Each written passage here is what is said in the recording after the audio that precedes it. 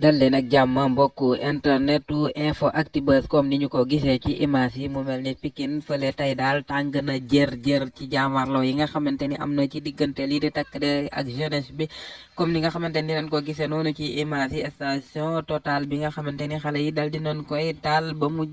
yàqu yaxeet mu mel ni moom Pikine dëkki tey daal dafa mel ni ci suba ba tey xale yi dañu mel ni dañoo ànd ak li nga xamante ni moom moo di détermination di yàq boo xamante ni bu jéggi daayoo la comme démb niñ ko gis woon ci gox yu bëree bëri fa ay université donte ni amaat na ay yëngu-yëngu tey waaye tey ji daal dafa mel ni ñii di tim Pikine ñoom ñoo jël li nga xamante ni moo di raw gàddu gi ngir jàmmarloo yi nga xamante ni am na fa niki noonee lañ jot ay information fi nga xamante ni moo di rond-point RTS ginnaaw bi nga xamante ni policiers yi dañoo mujjee jàkkaarloo ak ñi nga xamante ni ñoom ñoo di lii di xale yi waaye itam militaire yi nekk ci biir xale yi xam ne loolee sax indi na ay jafe-jafe ngir policiers yi mën a amal seen liggéey dëgg-dëgg mu mel ni daal mbir mi mu ngi bëgg ji ëpp ay loxo ñuy ñaan yàlla niñ koy waxee rek lu ci mën di am yàlla na jàmm sax ci réewu Sénégal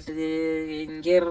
ñu xam ne réew mi sunu réew la ñoo ko bokk bu yàqoo ñun ñëpp da yàqul waaye itam bu baaxee ñun la baaxal kon ñu ngi wax kilifa yi di leen ñaax ñu dellu ci seen xel ndaw ñi ñoom itam ñu bàyyi xel bu baax dellu ci seen xel